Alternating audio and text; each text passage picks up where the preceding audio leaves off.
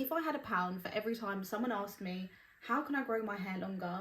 I would be on a beach somewhere in the Maldives sipping a margarita because I would be a millionaire. So let me answer that burning question. I'm going to tell you all the things that you can do to actually grow your hair. To get into this, we need to understand how hair grows. And the main thing to consider here is the growth cycle. Each individual hair is in its own little growth cycle. And essentially what happens here is the hair grows, it stops growing, then it falls out, and then the follicle is empty for a while. There is still some disagreement on how many exact stages there are. I'm going to talk you through the three main ones. The active stage of growing is called the anagen stage. Under normal conditions, around 85 to 90% of hairs are in this active growing stage, and it lasts anywhere between 2 to 7 years. The length of this anagen stage is very important, but we're going to get into that later. After anagen, you have the catagen stage. This is the transitional stage where the follicle starts to shrink and the hair growth slows down. Finally, you have the telogen stage, and this is where the hair is shedding and falling away from the scalp. The amount of hairs that are in this stage is between 4 and 24%. And this also explains why we naturally shed hair, and we lose on average about 100 to 150 hairs a day. Obviously, each hair is in its own growth cycle, like I said, because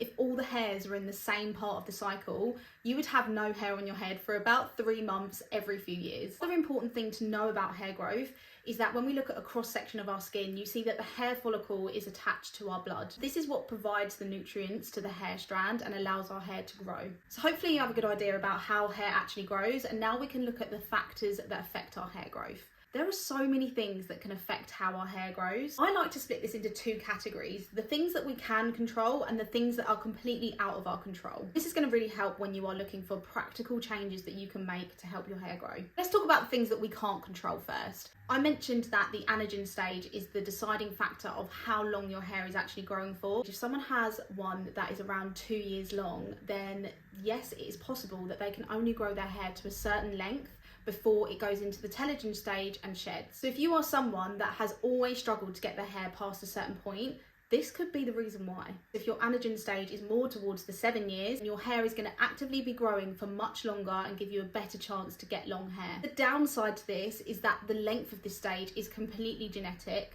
There are some things like hormones that can affect it, but generically everyone's anagen stage will be decided by their genetics. Hormones are so underestimated when it comes to hair growth, and things like menopause, changing contraception, or hormonal medical conditions can disrupt the hair growth cycle. So not only can they stop the hair from growing, but they can actually cause shedding as well. Male pattern baldness is another really good example of how hormones affect our hair. When you see men thinning around the crown and around the temple areas, this is caused by a hormone called dihydrotestosterone. This tends to appear as they age, but again, it's something that is completely out of your control unless you are taking a treatment for it. When you think about how our body changes as we age, we tend to accept that our skin is going to age, that our nails are going to change. Very rarely do we accept the fact that our hair is probably going to be the best length and thickness that it's going to be in our younger years. I did mention medical conditions, but autoimmune ones like alopecia areata will definitely affect how the hair grows. Anemia, thyroid issues, and infectious diseases can also affect hair growth as well. Also, some medications that you take that will have side effects of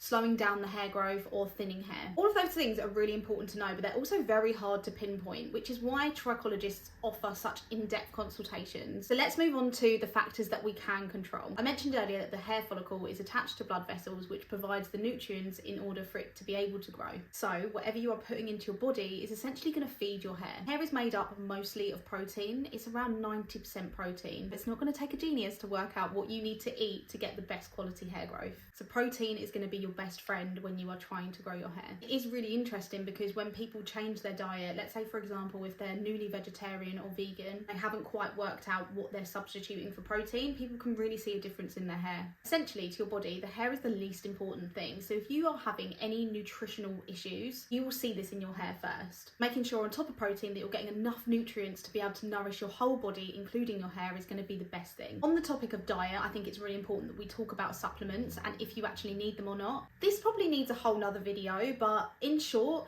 you should take supplements if you are deficient in something. Your vitamin levels don't need to be over optimum, they just need to be optimum for you to get enough of that. Things like iron, zinc, biotin are all very important for hair growth. You only need to take them supplements if you are deficient. Vitamin D is a very important one for the function of the skin barrier. And it's around 50% of people in the UK that are vitamin D deficient. And on the flip side, biotin is in a lot of hair supplements, but it's very rare for someone to be deficient in biotin. Stress is one that's probably on both sides of the coin. Some people would argue that it is in our control, and some people would argue that it's completely out of our control. When we are stressed, our cortisol levels rise. This can have a negative effect on our hair growth cycle. Stress is very personal and everyone deals with it differently and can cope with different amounts of stress before they would see an effect in their hair. So anything from changing job to moving house to big life events and family traumas, even having a baby or Christmas time could be classed as stressful. Although we can't control that, we can control how we cope with our stress. Find what really works for you to de-stress. Exercise really helps with blood flow, and we know that our hair gets its nutrients from the blood. Exercise can also de-stress us, so that's going to be really beneficial for hair growth. Finally, the most important thing that you can control is looking after the hair that you already have down here. Your hair could be growing